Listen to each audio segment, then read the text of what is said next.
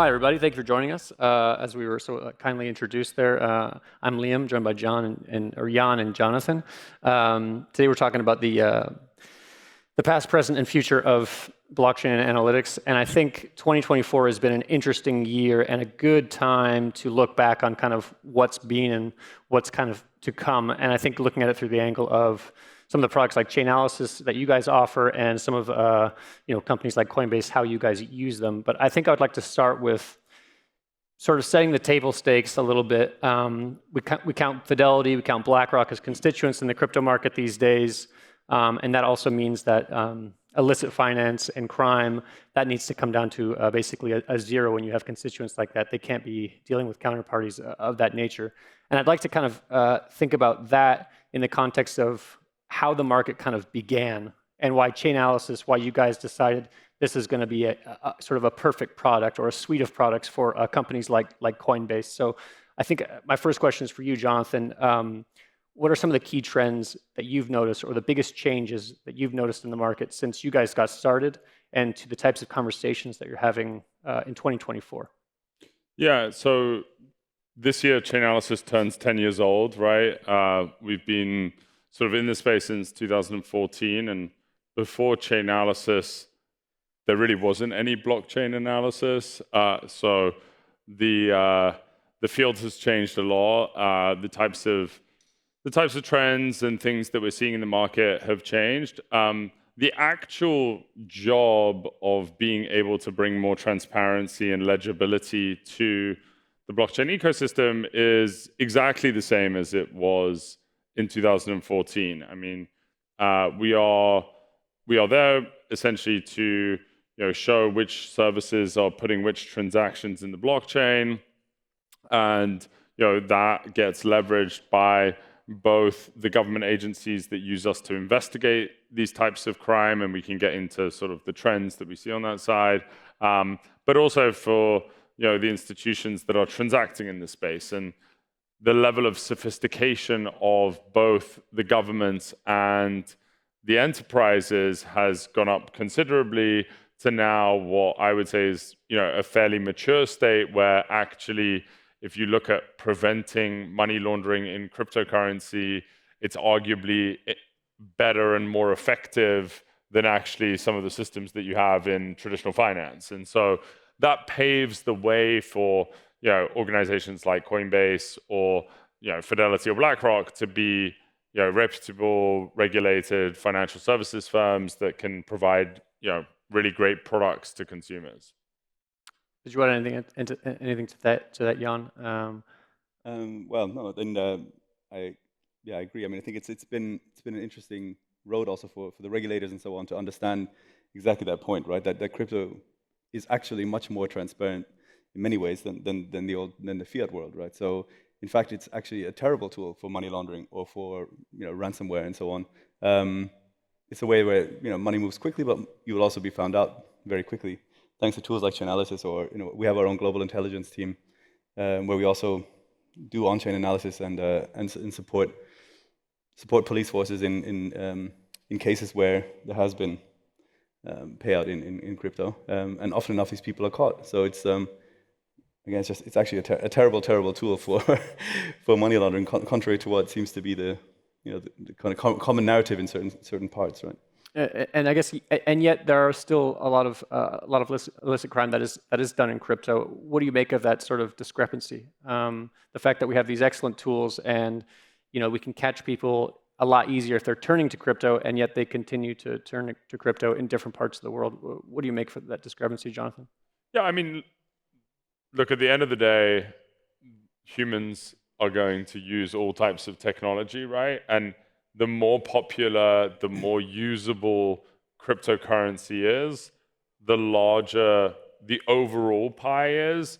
But it's also the larger the amount of crime that will happen on these networks in absolute terms. We publish a lot of statistics around how much we estimate is legitimate activity on cryptocurrency networks versus things that we can identify as illicit activity, and we actually find that on a year-over-year basis, because the amount of legitimate activity is increasing at a greater pace than the illicit activity, we are actually seeing that the percentage of illicit activity that we can identify is actually going down. So, that's a good trend in terms of what we expect to see.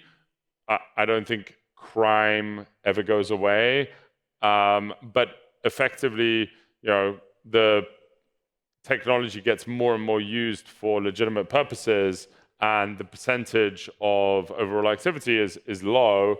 And actually, it may even be sort of, it's comparable at least. I think it's lower, but you could even say it's comparable to what we think about the illicit quantity of activity in traditional finance, period. So it's not like crypto is used way more often for illicit activity than traditional payments. That's just not the case. And actually, with good tools, like that percentage of illicit activity goes down, and the good use cases, continue to accelerate. Yeah, that makes a lot of sense. And Jan, you brought up an interesting point about how there's this narrative about crypto being a perfect avenue or sort of tool for illicit finance. When you guys are speaking, I mean this first for Jan, but I'd also like to know Jonathan's opinion as well. When you guys are speaking with public organizations who are maybe just getting their hands on some of these blockchain sleuthing tools, how do you convince them that though we want to stop the bad guys, not only bad guys are out there. This is just one way we can catch them. Well, I mean, there's a lot of positive aspects to blockchain-based systems for payments as well, especially things like cross-border payments and so on are much easier, much faster to do with with something like USDC, right? And for something like a charity, it could be a great way to take donations that is relatively cheap to receive and cheap to then also distribute, with the added benefit on top of being able to analyze where it came from, right? So you can try to exclude sources and sort of track incoming payments, and it's actually more secure that way than the fiat system, where potentially you end up with a suitcase full of cash, right? No idea where it came from. And I think that it becomes a compelling argument when you combine, on the one hand, the benefits of blockchain-based use cases from usability and functionality, with then on top of that, like a layer of analysis that actually can secure more, give you a good idea of where the product came from.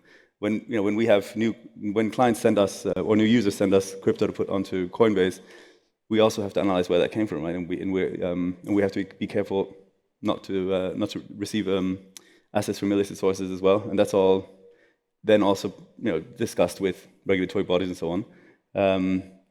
And they're starting to understand the value of that, right? I mean, there's a thing going through with travel rule at the moment on a European level as well, which is basically new legislation about how much information you have to share between centralized exchanges when some user sends funds from one to another. And one of the big discussions around that was, it's not just about the data you send, but also use blockchain-based analysis of the transactions to ensure that it's not illicit in the first place. And that kind of conversation is also being heard at levels like ESMA, European regulators, and so on, around that as well. So where that portion of it is much more difficult in the fiat world, it's much easier in our world. Yeah, could you talk a little bit about the conversations that maybe sort of those 2014, 2015 conversations when you're maybe speaking with law enforcement or other organizations about what chain analysis is all about, and how those kind of compare to the conversations you may be having these days with perhaps, a larger institution or a group like Coinbase?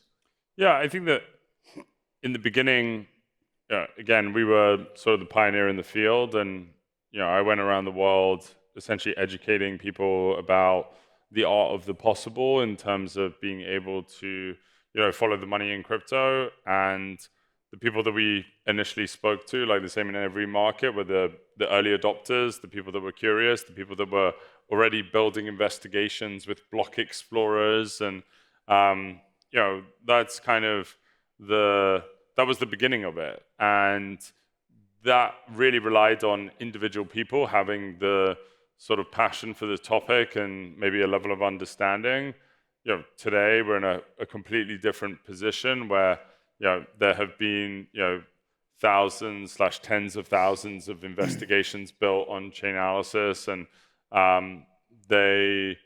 no, there are programs at government agencies that roll out education on new hires, and it's embedded into the fabric of what it means to be, just in law enforcement today. You need to understand what a mobile phone is, what the internet is, what social media is, and you also need to understand what crypto is, because it's pervasive, and it really is something that, it's not because of crypto, but it is just part of understanding every type of crime that exists in society. And so, I think that that's a very well understood sort of narrative today, that it's a useful tool in tackling the general problem of crime.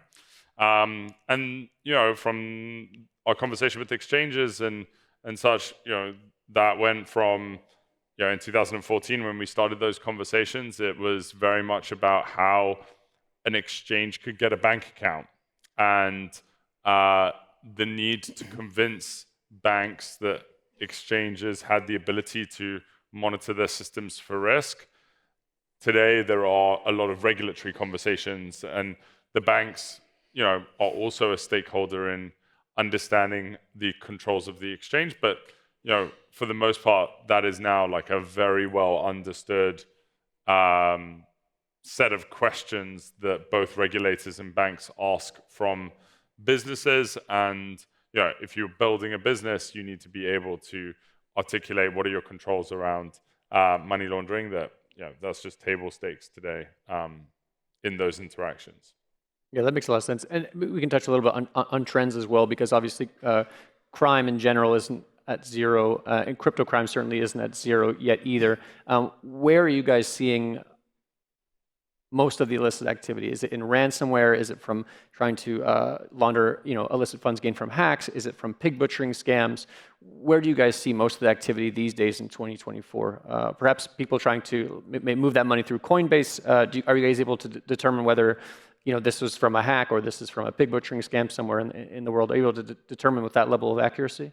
We are often enough able to, yes, able to determine where the coins came from, and especially if it's a scam that we have heard about or know about, or I think there's a number of occasions where the analysis provided eventually the evidence to a police force or someone to take people down. It'd be interesting to see, to know if there's any statistics on, where there's a higher likelihood of being caught trying to, I guess, fund illicit activity via crypto. I mean, I know, for example, also that there's a number of, sort of terrorist organizations that were trying to collect donations via crypto that end up getting shut down as well, because you can track where it's come from, where it's going, and then once because it ends up, one of the nodes in the chain ends up being somewhere where someone is identified, and then that's the end of that story, right? Yeah. Usually. So, but again, it's much more transparent than the fiat world, right? In the fiat world, there'd be some bank in Panama or somewhere where no one has any idea what's going on, and suddenly it's all clean again, right? That's a little more difficult. Yeah. Yeah, I think that if you look at 2024 so far, the things that we see is that ransomware payments are pretty flat year over year, but the makeup of those payments has changed somewhat. So we see that in the field of ransomware, there is a greater trend towards what we would call big fish hunting, where or big whales, where the people that are perpetrating ransomware attacks are going after more targeted approaches, gaining access to high profile systems that have sort of significant human cost associated with them, and driving for higher prices to decrypt systems that we see. And this is something that we're worried about. We take a full network approach to understanding how those attacks get done. And so, we at Chainalysis, we map all of the supporting supply chain infrastructure behind those types of attacks, whether those are, access brokers, or whether those are marketplaces for ransomware or ransomware as a service, or domain purchases, or any of the precursors or parts of the supply chain that allow for those types of attacks. We we spend our time mapping out all of those service providers and the economic relations between all of them. And so you see a lot greater sophistication from the government in being able to determine what are the parts of that supply chain that can actually be disrupted, that actually prevent harm moving forward. The other thing that we see and that has massively increased is actually, stolen funds from different types of services. And I would say that we've seen an increase in the amount of targeting of centralized services today. And there have been now very successful hacks of centralized exchanges again, which was actually a decreasing trend. And North Korea seemed to prefer the DeFi realm, which that trend has reversed a little bit. So we're definitely seeing that there are compromises happening at both centralized exchanges and DeFi protocols to steal money from places like North Korea and other threat actors. And so that has actually leapt up this year to date. And again, this is something that the security side of the industry is still relatively immature, and it takes quite a lot to make sure that you've got the right security for these different services. Gotcha. And I think I'd be remiss to not to point out sort of an interesting moment that happened in crypto recently was the sanctioning of Tornado Cash and the smart contract that uses this crypto mixer. And I was curious about maybe Jan, if you noticed any trend or if you noticed any sort of drop in people using Tornado Cash and then coming to Coinbase shortly after those sanctions, and maybe how you guys reacted internally once you saw this bit of news that Tornado Cash is no longer sort of a civilian tool, but is in fact a sanctioned entity that cannot be used. And if you do use it, Coinbase can get in quite a bit of trouble. Yeah, I mean that's a big part of what we use our on-chain analysis, internal on-chain analysis for, is specifically those kind of cases, right? Because we are probably one of the most heavily regulated exchanges, and that's kind of one of our calling cards, I guess. We have to be very sure about that kind of thing, and if it's a sanctioned mixer or a sanctioned source, or also a sanctioned source in other circumstances. Let's say someone on the OFAC list or all of that. Those are all things that we have to pay careful attention to. Yeah, no, that makes sense. And I think another point, kind of how do you put it? Something kind of dancing around a little bit too is this sort of early dream, CryptoPunk dream from back in the day that we're going to have anonymous money and we're going to live in this world where you needn't know who's on the other end of your transaction. Given your guys, both of your positions at Coinbase, where KYC is like pretty standard protocol, at Chainalysis, you're helping identify bad guys for other individuals. Do you think that this dream of perfect privacy, as it was sort of first understood in the crypto space, do you think that's just a pipe dream and that's not the way this industry can go? Or do you think there's going to be these sort of two ecosystems that exist?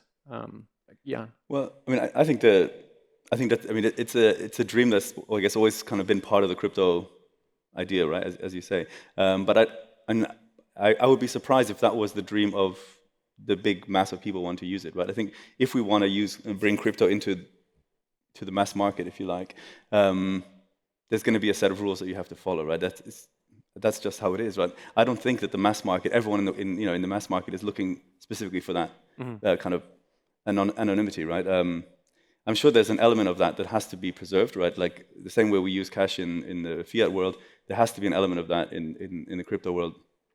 But I don't think that's going to be a driving narrative, except for a small portion of the users who, if that's what you want to do and that's important to you, then go for it. But I would say don't hold back mass adoption by fighting for a dream that may not be compatible with kind of the, I guess, regulatory realities of that that impact everyone else, right? Mm-hmm.